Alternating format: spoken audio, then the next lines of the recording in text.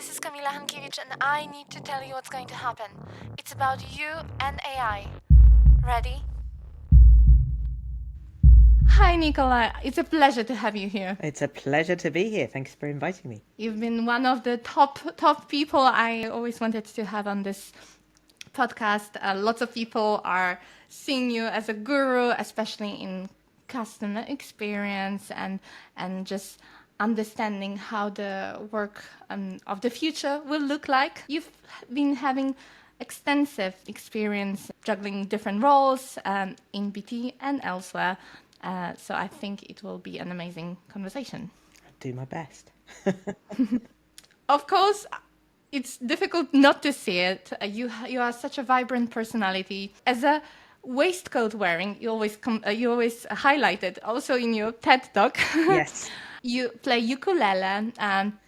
You love coffee chocolate or chocolate coffee. How do you think those unique aspects of your personality influence your approach to fostering creativity and innovation within BT and elsewhere? I like to think I bring a little bit of different thinking into the mix. Obviously, I work for a tech company, and I always say I'm half a technologist. I'm never terribly sure whether it is the waistcoat bit or the not waistcoat bit, but I'm half a social scientist, so I have a background in psychology. So instantly, that's quite a weird combination. I don't think chocolate and coffee are that weird a combination, to be honest, but it seems very natural to me. But psychology and technology sometimes can be seen as a slightly weird one, and I always question the fact why people think that is a weird combination, because people have to use technology. So I like to think that I bring that thinking into a tech company to remind techies who do fabulous things and are incredible with technology that actually people do need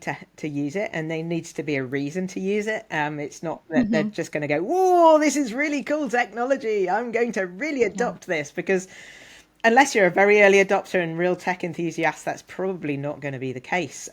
So yeah, it is really trying to bring a little bit of different thinking in. And I like to think the waistcoat, to be honest, firstly, I don't really like suits. And secondly, I like waving my hands around. So I quite like to have something that then has, and doesn't mean I have to wear a suit. It's slightly more formal than a t-shirt. But I can wave my arms around. So that was in itself a sort of creative solution to a problem. And obviously I have about 10 or 12 different waistcoats that I can choose depending on my mood. But yeah. But it's definitely something which makes you seen from the outside as well. So you are perfect in building your brand. Okay. I know you've been involved with BT for many years. You've worn lots of different hats, and I know that you also, in your spare time, you are very creative. So you sing. It's I don't even know how to pronounce this Irish instrument. Oh, the bodhrán, yes. Bodhrán. The bodhrán. Wow, I'm just learning new things from you. As a vocalist and musician, you appreciate obviously the harmony of creativity, and you bond it with technology in your life. So, how has your musical passion influenced your innovative approach, especially when you design and draw parallels between designing customer experiences? I don't know about, I mean, I've never really thought about it. I always say I was also very heavily into theatre and acting and things like that. And I'm also obsessed with film. So I sort of bring that. I saw your Twitter, by the way, X profile. I know. I'm obsessed with a lot of creative things, I guess. I don't know. I mean, I think I used to be in a 4-part harmony group, and I think you suddenly realise, particularly in things like 4-part harmony, that having everyone who can sing the same pitch and the same notes actually doesn't make a very good 4-part harmony group. So if you want to take that analogy into business, the differences in us are the bonus, if you like. And that's what the lovely melodies come out when you've got four different people with very different ranges and different things that they bring to the party. It enables you to create something different. And I think that's one of the things I actually like about being in tech, because I am slightly weird. But actually I can sing in tune with people who are much more deep techies. And actually in things like AI, which I did AI as part of my original degree because my original degree was applied psychology and computing. And I always say, if you do psychology and computing, you either go into AI or you go into human factors and HCI and usability. And I did both actually. I started off in AI. But AI is one of those ones where, psychology and the technology interact really, really closely. In the old days, you mentioned I've been with BT for a long time. Yes, I've been with BT over 30 years now. So obviously I started when I was six. But I started in that first wave of incredible enthusiasm about AI before it hit the trough of disillusionment for about 20 years. But that was all about neural networks and learning and all of that fabulous stuff. So bringing that sort of insight into people that were then saying, well, how do we encode this? How do we put it into a database? How do we get it out into natural language? All of that was really intriguing and still is, to be honest, because, of course, you might have noticed we're in that second incredible burst of AI energy at the moment, and slightly different models being brought in as well from other disciplines. But that's the reason why I think we do probably need to think about bringing people from different perspectives in to create technologies that actually do work for everybody, because everyone is different, and we all bring our own unique perspectives. So if we can make everyone sing in tune, that would make beautiful technology in the end. So yeah, there's a music analogy, I guess.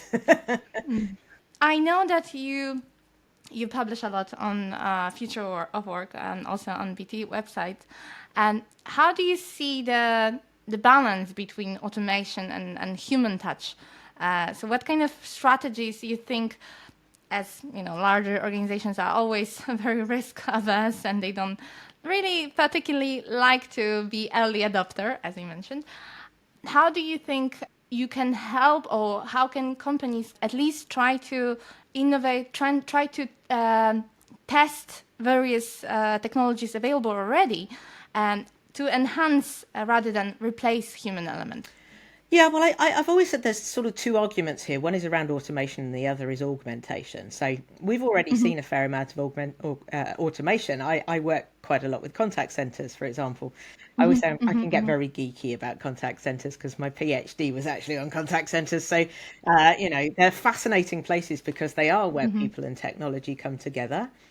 And I think, actually my first job in BT was looking at effectively an agent co-pilot. So the idea there was, we had great agents who were really good at talking to people, but they weren't engineers, they weren't network experts, and we didn't really want them to be. So how could we actually take the wonderful knowledge in the heads of our engineers and put it into a tool at that point called an expert system, which the agents could then use to actually interrogate, to actually do the technical bit of their job so that they could then concentrate on the customer. And I always say, actually, it kind of worked. And we're seeing that come along now around that sort of agent augmentation piece. But in the contact center industry, they've always been in the bleeding edge of automation. So that's very much around taking all of those wonderful transactional tasks that nobody wants to do out. And to a certain extent, we've done that. Then there's the whole discussion around, well, does that make agents redundant? Well, no, actually, what we're seeing at the moment from our research is that actually customers are calling a lot more because they've tried the transactional stuff. And obviously, if they've done that, they don't need the agent. But it's the complexity, the emotive stuff that they're reaching out to the human for. So we're still having these conversations around automation should, if it's working right, take away the boring stuff. That doesn't make the human redundant. That makes the human's role we have to do the complex stuff, the emotive stuff, the stuff that's very hard to codify. And actually that's the unique part of the human experience. Our brains are incredible, to be perfectly honest. So actually, having those brains engaged with customers to do active problem solving, to empathize, potentially with a co-pilot, an AI co-pilot again, sitting next to them to fill in the gaps on, they can't be experts on everything, particularly if you're a company. I work with a lot of our major corporate customers. They've usually got incredible complex product sets, and which are updated quite frequently, and we can't update people's brains constantly because they've been in training. So we can't constantly take them off contact because to train them. So actually we need tools to actually sit next to them and help them to interact. What we don't want to do, however, is our brains are great, but they have limitations. So I talk a lot about cognitive load. So if you imagine the cognitive load on an agent at the moment is they're having a conversation, they're having to listen to the customer, they're having to figure out what the customer is talking about. Sometimes they have to calm the customer down, and then often they're Yes. interacting with maybe 10 different systems which they also have to remember how to use. So I think that the augmentation piece is around, well, can we take some of that cognitive load on the technical side out, because it's difficult to take the customer side out. So that's really where I'm thinking in terms of that. Where do humans play in this? And I think the emphasis in the future, once we've automated pretty much as we can think about, how do we Yeah. then allow AI and people to work together? And I think that's the interesting bit, because again, just putting the technology in front of people does not make them automatically go, hey, let's use it. We spent a long time Yes. building a knowledge system for agents, which they didn't use because they hadn't been involved. They didn't really know what it And they was. had some flaws sometimes, right? Like Absolutely. the early versions of chatbots. Yeah, yeah, and also, the knowledge in their heads, if they're experienced agents, they think they know everything because they've Yes. learned, and they do, Hmm. and actually that's their role in maybe teaching the AI some of this Hmm. stuff. Hmm. But even then, some of the stuff in their brain, again, we don't update their brains enough. How can we update the systems more? But then, how do we persuade them to just check? Okay, is this the right thing to say, or should it be something that's just very intuitive that pops up that isn't annoying, Hmm. which is the other thing, that those prompts Yes. going, Yes. did you know, have you checked, can become Yes. incredibly annoying. And then if they become annoying, we either turn them off or ignore them, which means, again, it doesn't work so well. So I think there's a whole load of things around that sort of interaction piece that we need to be thinking about, because people don't Hmm. just automatically go, hey, this is great technology, I'm going to use it. So yeah, Yeah. there's a whole load of horrific psychology behind why people adopt technology. So I often Yeah. talk about that. Yeah, and there are so many all these like side benefits to adopting to enhancing human interactions with technology and giving human access to the whole knowledge, because like I'm working also in very similar field, and what we find is that oftentimes the solution to some particular problem, even for complex product or service, has been already written or done somewhere by someone, but one person cannot possibly see or know who has done what, right? Yeah, and a lot of it certainly is around reputation. I mean, we found Yes. trying to understand the networks of how humans work together is fascinating. And by the way, that's also a lovely big data problem. But you often find experts who aren't necessarily at the top of the tree. They're not necessarily the leaders or the True. managers, but they're the key influencers. And actually, they're the ones that you need on your side if you're introducing new technologies, particularly new technologies that might challenge some of that expertise. And in a Mm-hmm. contact center, it's always fascinating to just look at the dynamics. So they're usually the people that the agents spin their chair around. If it's a physical contact center, they spin their chair around and they will ask the question of. So it's Yeah. those guys that you go, oh, right, I need to talk to them because they're Mm-hmm. obviously a key influencer, and I need to get Yes. them to help develop the system so that they become a key influencer in terms of people adopting that. So we actually had, in one of the studies I did, one of those key influencers was saying to an agent who asked them a question, well, did you know you could find this on the system, and show them how to do it? So that the agent didn't ask that question again, they used the system. So that sort of Mm. thing, I think we need to think about in terms of adoption. But it is trying to understand that dynamic of who knows what about what, who's the key influencer, and they're the ones you Yes. need to recruit. Yeah. Yeah. I completely agree, and it also helps to to do this knowledge transfer for onboarding, right? Yeah. Yeah, completely. A lot of it's about education. I talk Yes. about the three U's of technology acceptance. That's my next question. Okay, Okay, please. I'm jumping into the next question already. So, no, it's the three U's are: is it useful? Is it usable? And then who else is using Hmm. it? So useful, usable, used.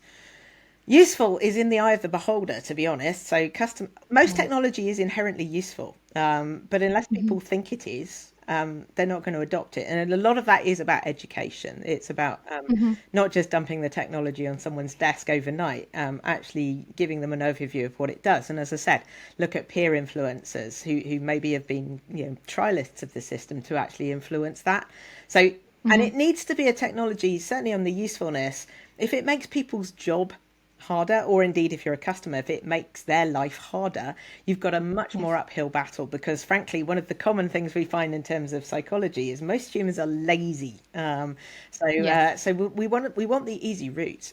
So with any innovation, one of the first questions I always say is, who does this make it easier for? If it's Hmm. for both the company and the customer, brilliant, that should work. If it's the customer, not the company, actually that might work as well. For the customer, the company might question it. If it's the company, not the Mm. customer, you have to question why you're doing it. So I think that's the first thing to consider. The usability bit is the easy bit, to be honest. And I mentioned usability earlier. That was a fair proportion of my past career looking at usability. And obviously, that's a whole science. And whether you want to call it design thinking, which I think Hmm. it's most popularly known as now, that's really around, is it seamless? Is it frictionless? Is it easy to use? And obviously, Hmm. you could measure that as well. There's lots of metrics you can put in. That's why it's kind of the easy bit, because it's more measurable. The Yes. third bit, though, so useful and usable systems are not always used. And that is really around who else is adopting it. And Hmm. the analogy I tend to use is social media, because the reason I adopt a social platform is probably because I know other people on that social platform. So that is all about peer influence. A social Hmm. network of one would be a bit rubbish, to be perfectly honest. So it's who else is on the platform and who's influencing me to go on, and that works across the board. And obviously, you will then get tsunamis of people coming into the system. Potentially, you've got tsunamis of people going on to another platform as well when the next trend hits.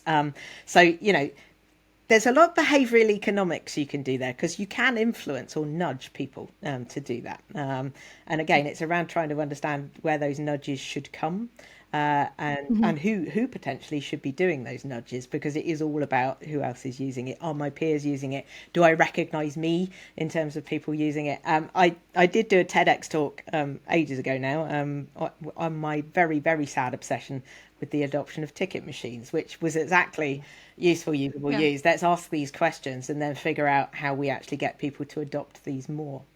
So yeah, very topical at the moment as well. Hmm. But yeah, Yeah, and you mentioned about how about the modes, or like the moods a customer is at the point where he's using it, right? So when he's in critical situation, he may not use it. yeah, I mean that's another classification that we've done. We actually have done lots of research, which we've published under the banner mostly of the autonomous customer, which is Hmm. actually we're into our 13th or 14th year of doing that research, and Oh it's wow. global research and it's panel research. So what we try and do is to go into a number of countries and recruit 500 customers in each country that are representative for the age and demographic of that country, and we just ask them general questions around what do they expect from customer experience and what channels they use. And I mean, we've got some incredibly interesting pictures around how channels are ebbing and flowing, and what channels are the preferred channels. For a start, the phone still Hmm. is the number one channel, and we've always been astonished. It did look as if it was going to go out at one point, because it was Yeah. going down in preference, and then suddenly it went back up again. Obviously, I'm interested in the channels, but I'm also more interested probably in why, what's going on behaviorally here. Yeah. So when we did a lot of interviews with customers, we found that there were a few common themes. Firstly, customers don't obsess about channels. We as customer experience people do. Customers don't. They have a goal, basically. And underlying that goal, which is the significant bit, is an intention state. And that intention state tends to be either positive, negative, or neutral. So positively motivated customers, we call these visionaries. So these customers typically are doing something they want to do. They're getting married, they're Hmm. planning a holiday, um, you know, moving house. All of those things are really positive things. So they'll do their research. They're willing to invest some time, energy, and effort into it. We call them shopper swats, actually, in the retail situation, because they will Google stuff, they will look stuff up, they'll read reviews. So they're quite Hmm. knowledgeable, but they can be also quite paranoid, because this does matter to them. So I always say you can put information in front of customers. You can give them lots of stuff. Actually, they're very omni-channel visionaries, but sometimes they just do need a little bit of a nudge, or just a bit Hmm. of reassurance. This is the right thing for you. Yes. Personalization is a great thing to do for visionary customers, because if you can know enough about the customer, you can then kind of use the technology to say Reassure this them. is the right thing for you, or at least curate those choices. So we can use technology here. They sometimes do need just a little bit of human reassurance, but they're lovely customers to have. The trouble is, most of us often don't have those customers, so Yeah. we tip into negative, particularly if we started positive and we hit a problem, or we could start negative. We call these customers in crisis, as you mentioned earlier, and the whole chemistry of the brain starts to change because weird hormones start to run in when we're angry or frustrated or scared even. So that disrupts our thinking patterns. So we're not logical at that point. There's a lot of illogic. There's a lot of tunnel vision. Even our short-term memory capacity starts to well, it halves actually. So normally you would design to short-term memory capacity, which is thought to be, there's a debate at the moment, but 7 to 9 bits. Now, I used to design IVRs, those lovely press ones, press twos, that everyone hates, still does. Oh. Um, I feel sorry. I know, I'm sorry about that, but generally on a top level menu, you would do press one for this, press two for this, press three for this. That would be 6 bits of information that I need to store in my brain. I might get another option in, but it's forcing that short-term memory And capacity. then you mistakenly click the wrong button. Yeah, yeah, or just don't know what to push because you can't Yeah. remember. The trouble is, of course, if Yeah. you're angry and frustrated, if your short-term memory capacity halves, you go from 7 to 9 bits right the way down to 3, 4, 5. So putting complex information in, it's like press one for this, press two for. Well, actually, I probably can't remember what one is if I'm angry. So I keep saying with a customer in crisis, this is why they reach for the phone typically, because they usually want to talk to a human. They want to Yep. vent. They want to, hand their problem off and get it solved. If you're going to put technology in, you've got to make it very simple. So that's the simplicity piece. But largely, when we look at those graphs about people using the phone, consistently we get customers in crisis doing that, and we're seeing that in the patterns into contact centers now. Despite a lot of automation, people are still using the phone. In fact, if the automation fails, obviously the phone is often their first port of call as well. But I keep saying, that I've talked about the positive and the negative. There is a middle point. We call them utilitarian, so these are completely neutral. They actually really do value things like value for time, value for effort. So if you make everything really easy and put easy, simple automation in front of these guys, they will accept it. If it goes wrong, they'll tip into crisis mode and become very different. This is the thing. Actually, what we've done in the past when we started to learn about this, we were saying, well, how much information can we get about the customer up front? And then can we start to signpost them, nudge them again to the channel that is likely to be their channel of choice? So if they're in crisis, yes, maybe put some simple tech in front of them, but ultimately get them through to a human agent, because that's actually where they probably want to go. Visionaries, give them lots of channels. Don't confuse them. Give them access to, a tool or humans to give them that nudge. But utilitarians, you should, if you do it right, you should be able to take that all the way through using technology. And do not duplicate the effort, like when customer, for example, already fills some information, I don't know, over fill some form, and then they ask them to do the same thing somewhere else. Yeah, and But yeah, we're seeing that with bots. I keep calling bots IVR yes. for digital because we're almost seeing that horrendous press one, press two play out in the bot world now. Because, as you said, the worst thing is you have a conversation with the bot.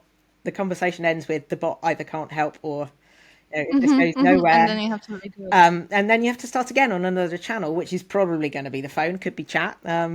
If it's chat, brilliant, because then you can port that whole conversation across to the agent. Actually, you can on voice as well, but yeah, theoretically, then the best experience would be the human agent picks up seamlessly, and that's where some of those disconnects. Certainly, some of the bot projects I've worked on in the past. The bots developed completely separately from the contact center, so the two don't interact at all.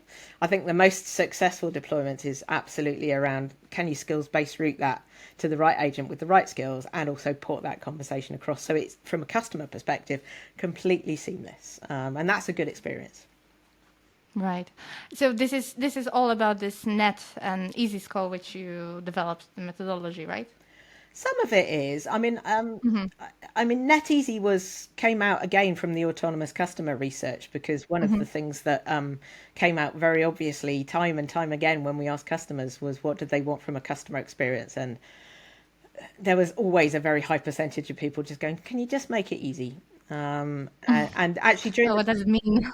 well, yeah, and that was the problem because then you get into the argument, well, okay, so this is clearly an issue for customers and it's something that drives a lot of customer behaviors. So how do you measure it? And actually, we did try customer effort scores. This was a long time ago, and those customer effort scores have changed completely. But Yes. in the original way of asking a question on an effort score, again, they have made this a lot easier, but it was how much effort did you need to put forth to Hmm. do what you needed to do today. And then customers came back and said, I'm not sure I understand the question. So we had to make the question easier. And actually, at the Yeah. time, again, there wasn't net promoter score was out there. And so we kind of thought, well, can we do net promoter score for easy? So that's what we did effectively. So we asked one question, how easy did you find it? And you ranked difficult, easy, don't know. Obviously, you can then assign values to that. So if you're negative, you're difficult. If you're positive, you're easy. So it's exactly the same as the net promoter. But for that, I'm not a huge fan of the net promoter score, I must confess. Hmm. I think it's quite a good sort of blunt instrument for the board, but I'm not Hmm. sure it really gives us, if you're looking at an operational level, it doesn't necessarily give you the clues that you need on how do you change things. And the Net Easy score did. So, actually going back to the IVR, like most IVRs, we discovered that our IVRs were not very easy. I think we got to Hmm. about press 52 at one point because, like most IVRs, Hmm. it had kind of mutated rather than was designed. So, I mean, the consequence of knowing that that was being a point of significant friction with customers meant that we could start to redesign it. So, take the option numbers down. So, not press 52, press maybe 6, as I said, playing to that short term memory capacity, using a lot more natural language, using the customer's Hmm. language, not the department's language. All of those things, we could start to see the easy score shift. And actually, oddly enough, the other correlation we found was net easy actually did correlate very highly with the net promoter score because it's not really rocket science to figure out that people that are Right. finding you difficult are probably not going to recommend you. So Yeah. yeah, Yes. there is a definite link between those two scores. Hmm. Okay. So what do you see the current trend, and where do you think it's going in terms of collaboration, engagement, and customer experience? Maybe, since you've been also doing lots of work in AI, in natural language, do you think this is the main technology right now adopted, or there are some others? I mean, to be honest, when you look at the future world of work, which is my other piece of research, it's a lot of the Mm-hmm. mundane technologies that have Mm-hmm. accelerated the ways that we work. So I call them the holy trinity of technology. So there's cloud, there's collaboration tools, and connectivity.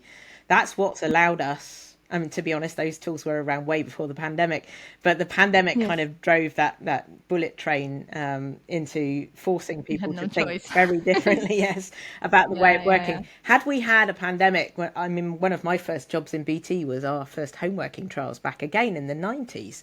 If we'd had a pandemic in the 90s, it was costing us £11,000 a seat to set someone up at home simply because we had to Oh. bulldoze their front gardens because there was no such thing as Wi-Fi or 4G or 5G at the time. So we actually had to lay a physical pipe. So I think we would have ground to a halt if we'd had a pandemic in the 90s. It's those Mm-hmm. holy trinity of technologies that got us through. I think the debate then is those technologies have been around for a while. So video being a prime example, been around for a very long time, hadn't been widely adopted. Now is part of the infrastructure of our lives, whether that's Mm-hmm. in our personal lives or in our work lives. That allows us to think a bit differently. But as we know, playing out in the press at the moment is a whole load of discussions around hybrid working. Is it good? Is it bad? Yes. I've seen it accused of all sorts of things. I think there was actually a headline in one of the papers yesterday saying that people were well, actually it was a slightly interesting headline because I think they were suggesting that people were napping and having sex at home rather than actually working. I think I've been doing it wrong, I think, but eating cheese actually, there was even a utility. Eating cheese, you said. Eating cheese was one of the other ones that got bandied around Wow. at one Okay. point. Again, not doing a lot of that. There was one of the During meetings, so. possibly. I mean, the other more intriguing one. There was a utility director that said that people were using more water when they were working from home. So I keep saying, those of you in the shower at the That's good. moment, get out. Oh, the shower. I thought like water, like using drinking. Sorry, yes, using. Yeah, but Okay. I don't think I drink more water at home than I would in the office. So net, it probably is about the same. But yeah, I think there's a lot of opinions flying around. I again, I'm a scientist, so I look at the data. The data Yes. is a lot more nuanced, and I think again those Mm-hmm. technologies are allowing us to be very effective, to do quite a lot of things outside those four walls of an office.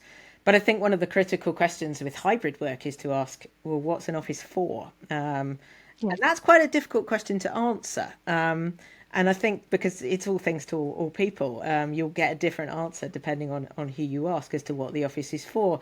The key is it's Mm-hmm. not a one size fits all design Mm-hmm. anymore. It needs to be an attractive place for people to go to do the things that they want to do in an office, which typically are around, to your point, collaboration, connectivity, in terms of connecting with people, building those human networks, and Mm-hmm. also creation of community. So those are the things that we need to design offices for. Obviously, not everyone Mm-hmm. can work at home or wants to work at home.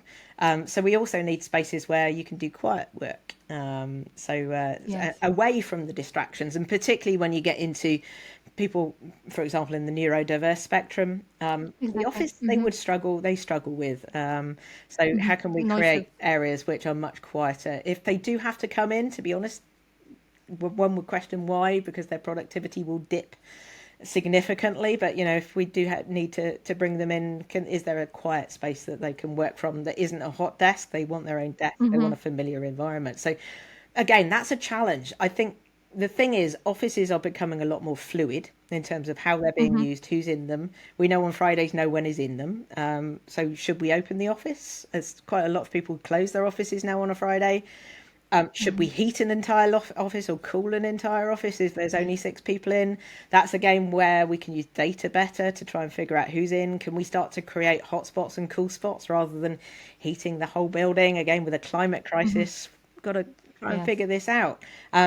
So I think there's a whole load of ripple patterns around. If we just take those three very simple technologies, that holy trinity, there's a whole load of things we can discuss. And then, of course, Mm-hmm. AI overlays that. So Mm-hmm. all of the discussions around generative AI at the moment, I mean, the press again are hyping it up and saying, okay, it's going to be loads of people redundant. Well, it's very difficult to automate an entire job, but certainly we can automate Mm-hmm. tasks within a job. But Yes. actually, that isn't necessarily about redundancy. That's about productivity, and I think that's again how do we augment as well as automate? I think that's the big discussion there. But there's undoubtedly a very big place for AI into the future around could we make ourselves more productive? Does that mean we could do a 4-day week, work a lot Mm-hmm. less? Well, we'll see. Yeah. But going back to, to your productivity and hybrid work or bit, do you know any research? Have you read any interesting findings using data? If working from home is indeed, less effective in certain situations or maybe certain industries. Yeah, I mean, the place I go for data at the moment is the fabulous Nick Bloom at Stanford, Mm-hmm. who is, admittedly, it's tends to be slightly biased towards the US, but he's Yes. actually producing tons and tons of data at the moment, and obviously the data's changing. That's the fascinating thing about this. Peak office was Mm-hmm. February, which is Mm. understandable actually because it was cold and energy costs were very high. So people Exactly. were I call it value for commute. People are at the moment making some quite interesting judgments around, well, if I commute, particularly if it's a long commute, if I Yeah. commute 2 hours into an urban location, am I getting the value for that commute? So when I'm in an office, am I getting that connection, that collaboration, that creation of community?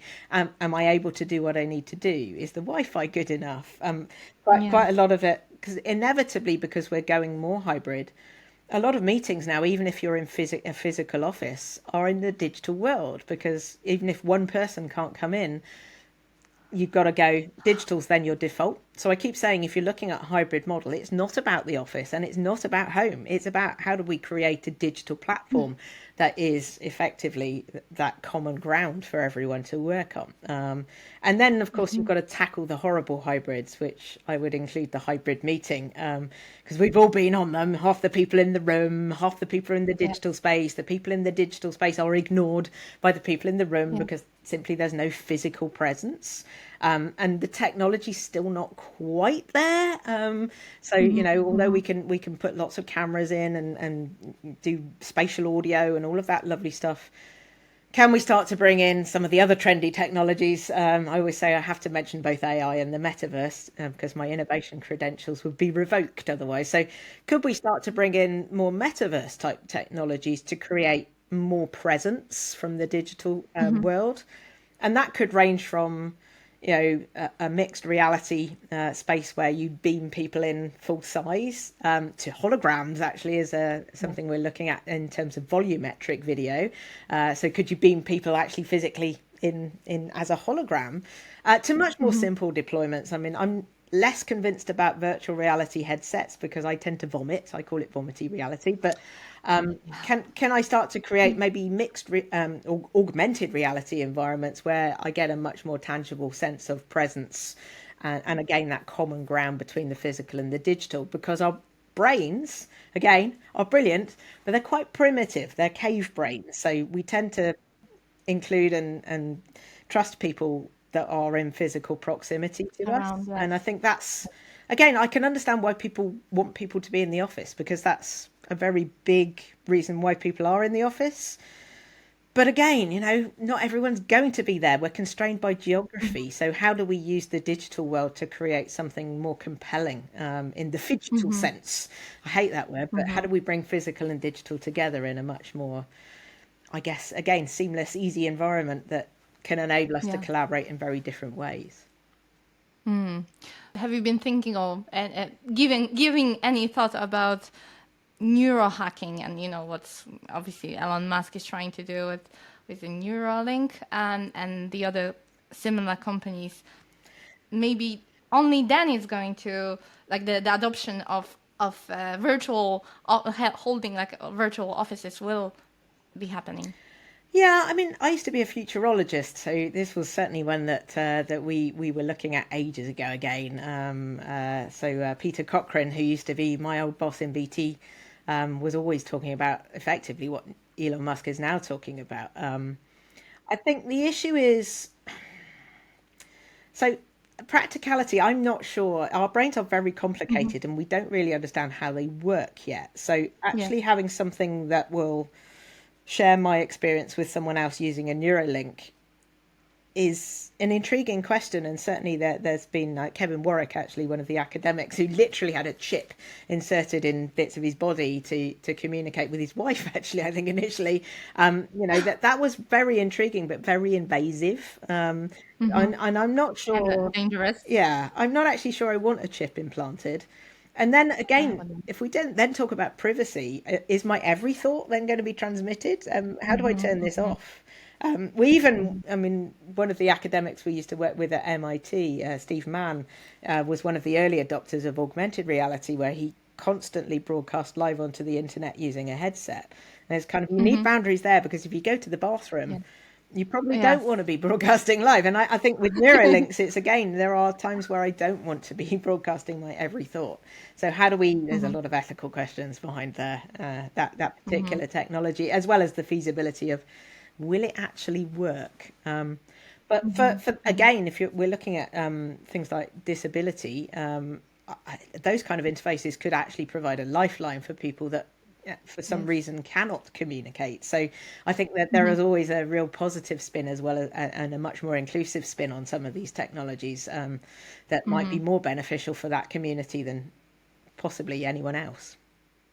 Yeah, and I see lots of examples. I don't know how good they are, or it's just POCs basically, but VRs being used, or like the headsets being used in healthcare and people with like heavy medical conditions. Yeah, I mean, and even down to we're looking at changing the nature of collaboration with it. So one of the things we're working on in the augmented reality space is in the healthcare sector. So having a paramedic with an augmented reality headset on and a haptic glove, working in conjunction with a remote clinician who also has a pair of glasses on, who can effectively then see through the paramedic's eyes.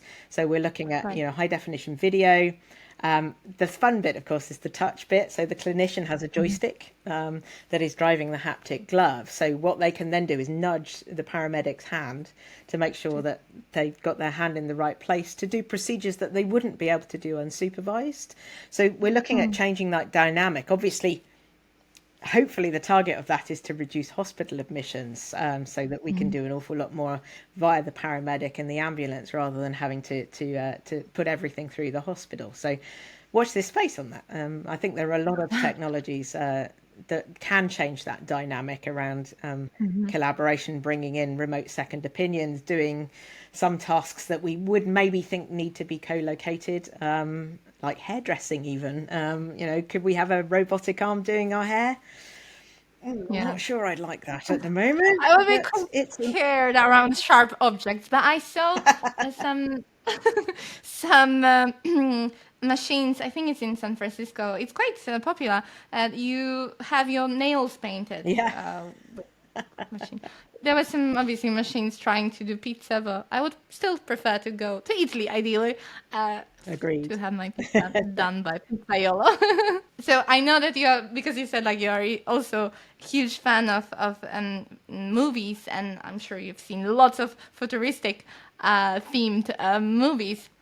So, what do you think about this kind of vision of the future, like about human interactions and how, like, and using or living in metaverse, if I can say, like the Ready Player One scenario or Lucy, Yeah. although Lucy is a bit different, I think. Or you think it's going to be? I think you already answered the question in this area, but it will be more like a hybrid between AR or using tech while still focusing on physical bits, like falling in love with a real person made of flesh, not some kind of android. Yeah, I mean, I always, as the with my futurologist hat on, I always say that if you want to go any more than about a year and a half into the future, you probably want to look at science fiction, and certainly that if you're looking at a 10 Yeah. year, 20-year vision, look at some really good science fiction based on real science, and whether that's novels or movies. Movies tend to be a slightly more accessible way of exploring the future, and we've always done it. I mean, the number of techie people, including myself, who have been influenced by the likes of Star Trek. So those visions of technology, some of them have come true. The Star Trek communicator was very much influential in the design of things like the Yes. iPhone. So we can see that pan out into real design.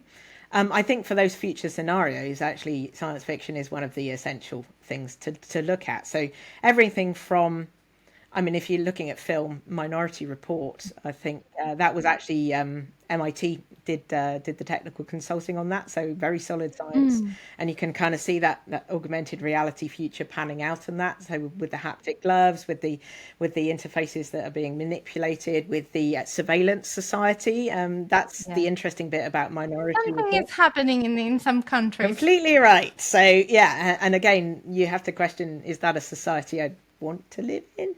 On the more And positive do they side, even have a saying? well, yeah, I think the more positive visions. I mean, I actually am a big fan of Her, which is a very low key movie with Joaquin Phoenix and Scarlett Johansson, where Joaquin Phoenix falls in love with the operating system Yeah.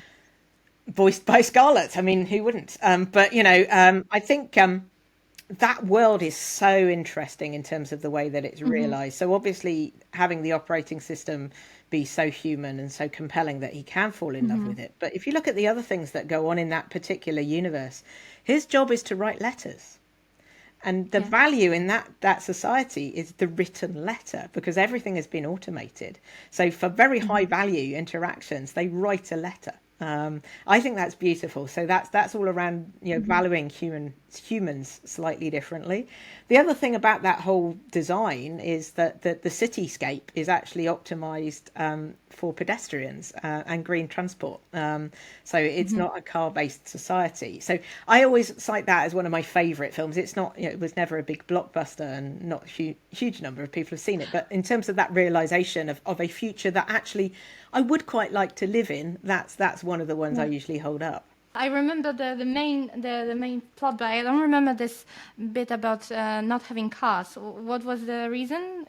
How did they They were explain just it? envisioning a society, a likely society. So it was clearly a society that had looked at climate change and optimized cities to make it a green. To be honest, we're seeing it now with things like the discussions on the 15-minute city. Now, those discussions have been going on for many years, to be perfectly Yeah. honest, but with the climate crisis and carbon targets and all of that lovely stuff, it's become part of that conversation again. So can we create urban environments that don't need cars? And that's a good example of a film that had that kind of, it wasn't central to the plot at all. It was just something Yeah, that was yeah, in that's the why I don't movie. remember that. They want to do it in Paris, I think, right? Like the Yes. 15-minute city. But in a way, London is similar, right? Like it used to be lots of different villages, and at some point, like in some way, you can find everything within Yeah, close absolutely. I proximity. mean, there are a lot of discussions across the world, I think, on the 15-minute city. It's a much criticized model as well. It creates a lot of duplication. In some senses, it's quite difficult. You can't have a hospital necessarily within 15 minutes of everybody because you simply don't have the medical resources. So, Yeah. it's somewhat of a nirvana to have absolutely everything within a 15-minute walk or cycle ride away. But it's nice to think about it again. If you're looking at a future I want to live in, potentially that's one. Do I want to live in the Matrix or Ready Player One? Probably not so much. Going back to your lack of resources in terms of medical stuff, we mentioned about machines and robots. The problem with aging society in Japan, like Yes. they invest heavily in building software and hardware to sort this problem. Yeah, and it's To intriguing that perception of robots in Japan is very different to Western perceptions of it. I think it's because they do have a massive demographic issue, in that they have a dwindling younger workforce to help an increasing older population. So robots are a possible answer. So I don't think there's so much of the discussion in the Japanese press, although I did speak a little bit of Japanese at one point, but I can't read it. But I've no idea if they're going, robots are taking our jobs. Whereas the press here tends to dwell somewhat on the more negative aspects of that. yeah. Again, they look at the automation rather than the augmentation. But yeah, I mean, I think robots they certainly do have some use, certainly in some Yeah. of those healthcare things where you simply don't have the resources to manage it. It's a way of managing a problem, but it doesn't necessarily replace the human. And they fit it nicely with their concepts of futuristic, robotic Japan versus the traditional one. So they need to, they need to promote it heavily as well. Yeah, although I always say that the uncanny valley is one of the big issues with those humanoid robots, and I don't think that's been solved yet. I still find them a bit creepy. My ideal robot would be, I mean, again, going back to movies, Baymax, I think is one of my favorite in Big Hero 6. Not remotely humanoid, but is cute and cuddly and Yeah. apologizes a lot and is empathetic to a certain extent that machines So, can be so Japanese. well, actually, oddly enough, it was based on a manga cartoon. So, All right. Okay. so yeah, I mean, That's it fine. actually is a Japanese vision of it, but that's more the robot I like. I'm not sure I want any AI to be human, because they're obviously not. And I think there's a lot of research, obviously, out in the human-computer interaction field around should we make bots or robots humanoid? Probably not, because people, even if they can't necessarily tell now, certainly with the generative AI, it's quite convincing in terms of the avatars we can generate. There was a very fascinating study I saw presented at Nudgestock this year. It was saying even if we can't tell on a conscious level, we can tell on an unconscious level, and that means that our degree of trust tends to drop, because we just go. It's kind of a cognitive uncanny valley, if you like. We're just going, Hmm. there's something slightly off on this. Yes. So I think, yeah, that's an interesting one around that uncanny valley piece. So I always say, if you're going to build an AI, don't make it humanoid, don't make it pretend to be a human. Hmm. Go the Baymax route. It's kind of cute, but it's obviously not. It's not You can human. see the difference. Yeah. Yeah, because there's lots of weird applications as well on in terms of software. I'm sure you've heard of Replica. You can upload your maybe your member of the family who is no Yeah. longer here, and then communicate with them. And some people also not for those members, but with they create some avatars of their ex girlfriends, but make it in a way that the girlfriend actually loves them. It's just like crazy, depending on where It they. is crazy. I mean, Yeah. again, if you look at the psychology behind it, we tend to anthropomorphize anything. We anthropomorphize our cars. So, and that, Mm-hmm. because our brains tend to interpret everything in human terms. So, if I can generate an anthropomorphic replica of somebody who I've lost or someone I know, on the surface it looks creepy, but you can see psychologically why it kind of works. But yeah, it is a bit creepy. It is. It is. How can we ensure the responsible use of technology and just making sure that we still stay mentally in the present, not focusing on our thought and time on something which, yeah, doesn't exist. I mean, again, it's around.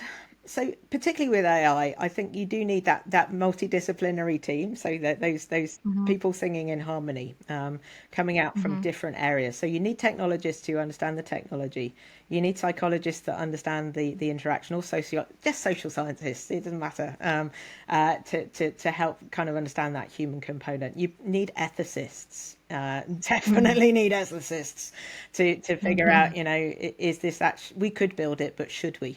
Going back to Mm-hmm. Jurassic Park Mm-hmm. on that one, isn't it?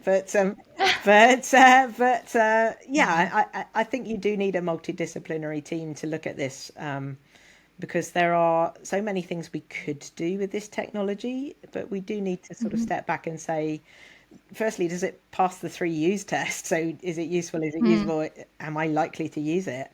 And then obviously you do need people to look at the wider business contexts and figure out, ethically and legally, where do we stand? I think generative AI is one of those ones that is pulling all of those questions up. I was Yes. in a session the other day where a lawyer actually asked everyone to contribute one word to a story. Mm-hmm. And then at the end, when they generated the story, she said, "Who owns the story now?" Mm-hmm. And that's I mean, that's a really interesting one from a generative AI perspective, because you are pulling, inspiration, or the AI is basically using Mm-hmm. data from Mm-hmm. all sorts of sources and then bringing it together. Is that its IP? And obviously that's why we've got actors strikes and writer strikes in Hollywood at the moment, because Yeah. that's a really, really juicy question, that needs to be absolutely debated, because again, it isn't necessarily about replacing the human. I use generative AI a lot. I use it to generate more ideas, because it sometimes comes up with stuff that I haven't thought about, and I can then Yes. jump off from that. But typically, Mm-hmm. the content it generates for me at the moment generally does need a lot of editing. So it's not a case of it does absolutely everything for me. What it does is, No, and you see patterns. You see the yeah, words it keeps reusing. So there is even some kind of game I saw on LinkedIn where people play guessing if the email has been written by g- generative AI, and because lots of people just take spray and pray to the next level. yeah, yeah. You can usually tell. For You sure. can, Yeah, yeah. I mean, there's lots of debates. I'm involved with a couple of universities, and there's a big debate there around. Obviously, a lot of students are using generative AI to generate essays, and I actually don't necessarily have a problem with that, as long as they have thought about it. And if I can then ask them questions afterwards, take them into a much more situation around, do they actually understand this, or have they just used the AI to be lazy? Again, we like being lazy.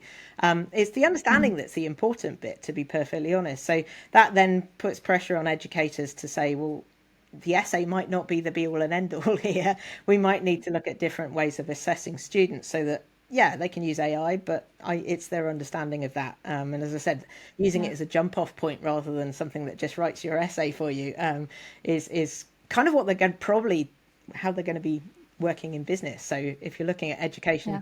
fueling skills that we need in business, I suspect we're all going to be using generative AI because it is a useful tool. It stops that blank sheet of paper syndrome for a start.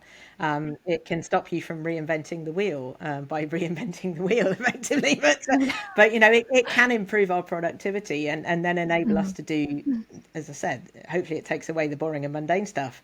I'm an optimist, by the way. It takes away the boring and mundane stuff and allows us to I can actually, see it. yeah, and actually allows us to do the things that humans are good at. And as I said, if Yes. it reduces our workload as well, does that mean we can work less? That is a very big question because up until now, to be perfectly frank and honest, technology has intensified our work rather than necessarily taking it away. So there is the anxiety that we end up just working more and more and more if we become more productive using AI rather than using that time to take a well-deserved day off. Yeah, yeah, and I really like the concept of personalization, which AI gives in education, right? Like I remember, I'm 35, so I still had physical books I had to learn, and some of the things were outdated. Even though you had to every year you had to buy new, like there were new editions, but still things were outdated. Yeah, completely. So I just wonder how kids of even today and kids of the future will consume and knowledge and learn to create to formulate their own.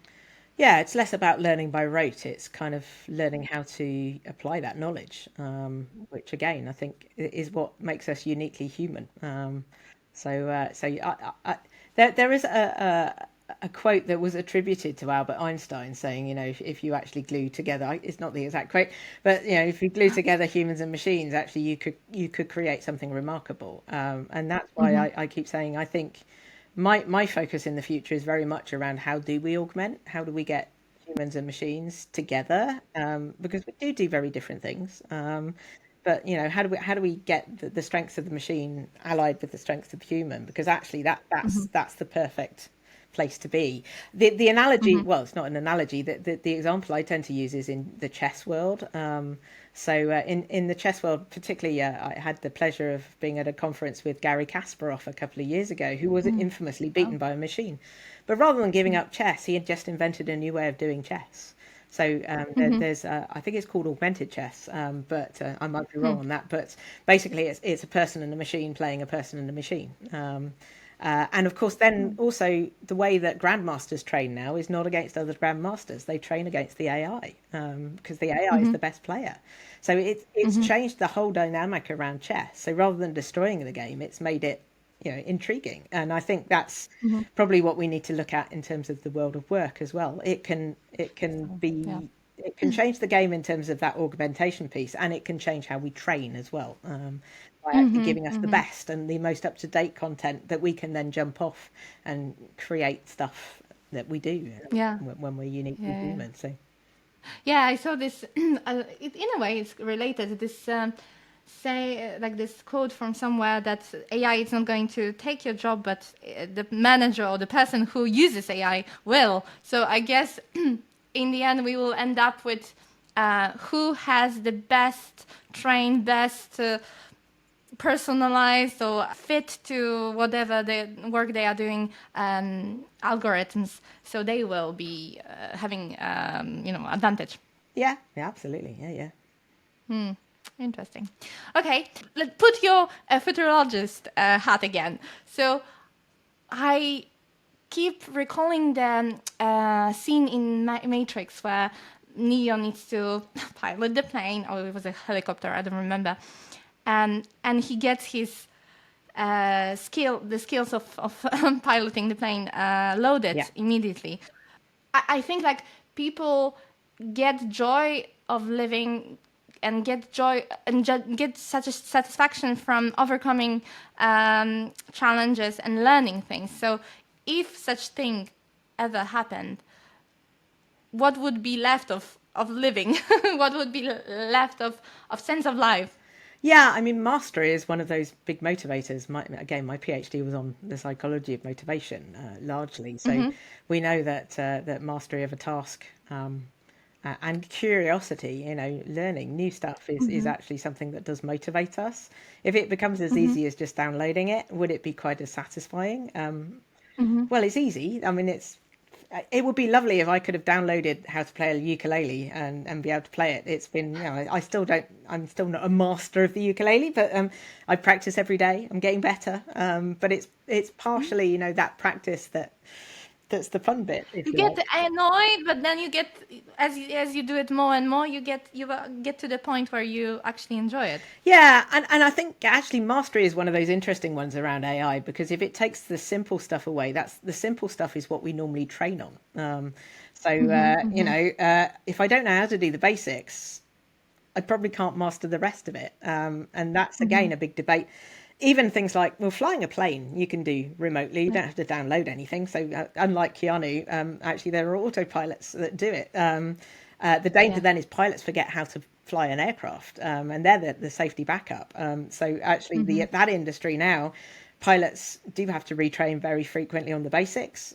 They quite often do disengage the autopilot, so they do actually do certain things manually, so they remember how to do it. They refresh their skills.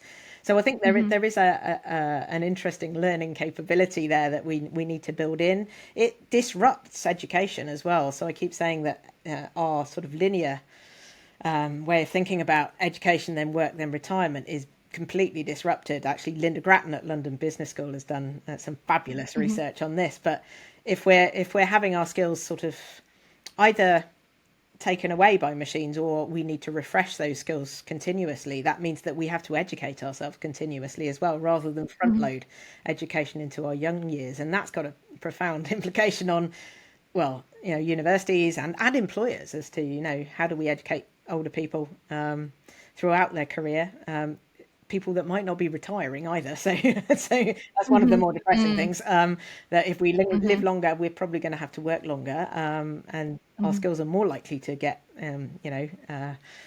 automated, I guess, out. So yeah, there are a lot of implications on the education system. I always say the future of work and the future education are completely entangled. So yes. And to your point about living longer, you've heard of the guy in America, the Brian Johnson, Johnson James from a Blueprint. So his aim is not to die, Yes. but his objective is to live up to, I think, 200 years. Yes. Would you want that? Again, we looked at science fiction. A lot of the even films or novels that are about longer lives, whether you're a superhero or whatever. Often it's miserable.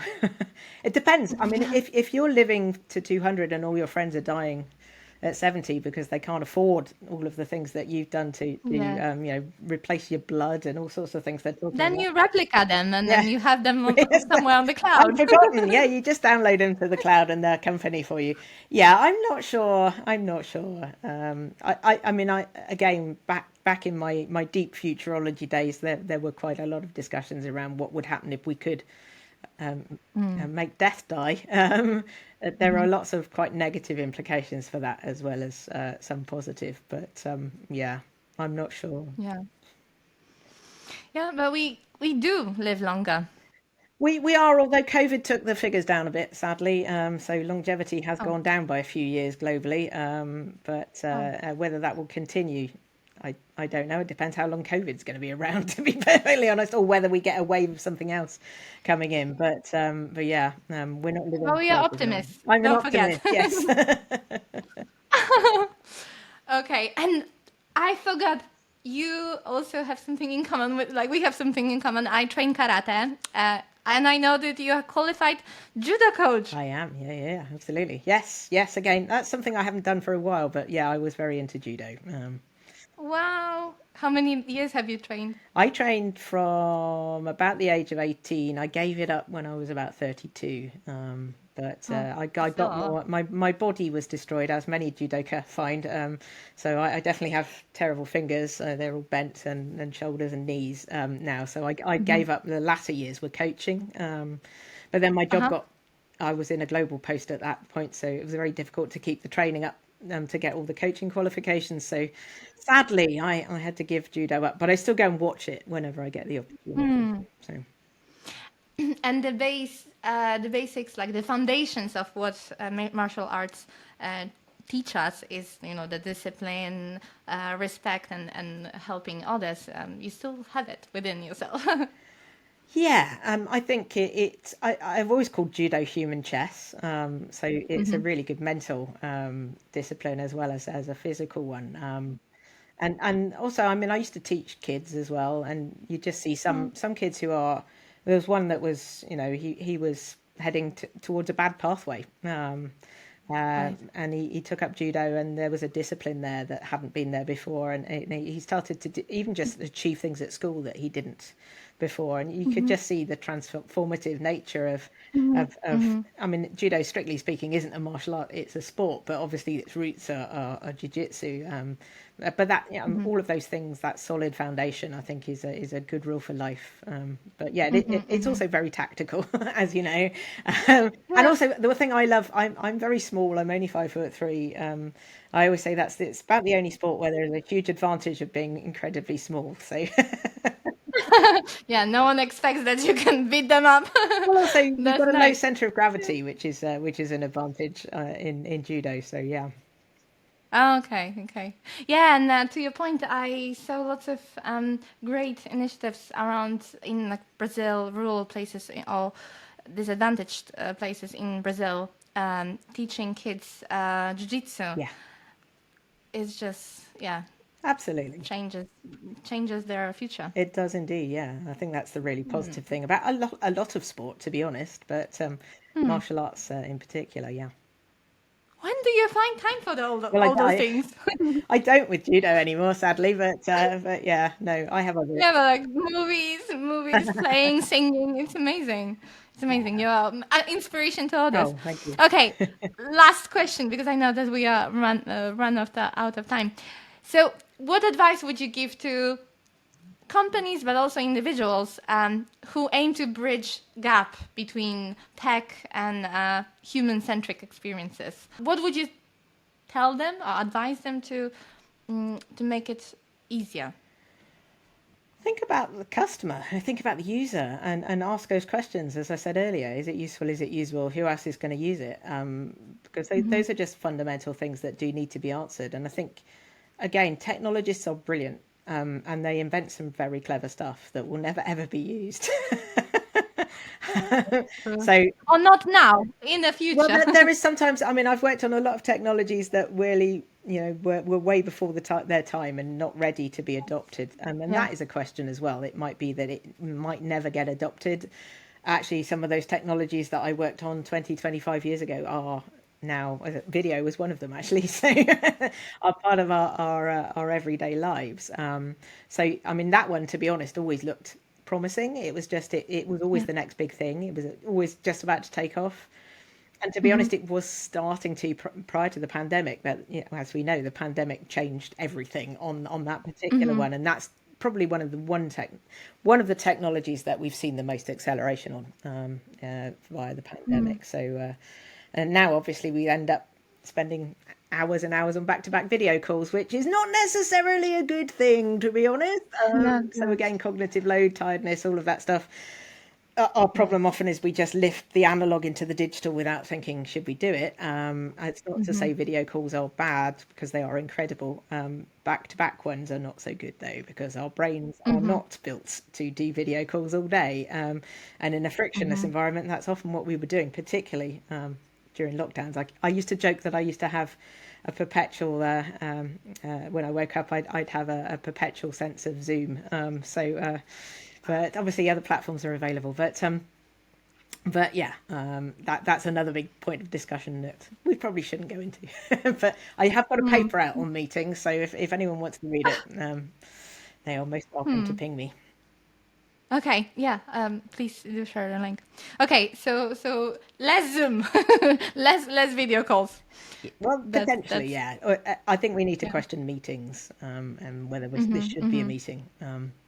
But Mhm. and video Mhm. again is yeah, it's a great tool, and I certainly have spent quite a lot of my time today on video. So and it's been very Mhm. productive. So it's a case of it's productive and it's good, brilliant, Yeah. Yeah. Everything in moderation, right? absolutely right. Nicola, thank you so much. It's a pleasure. Thank you.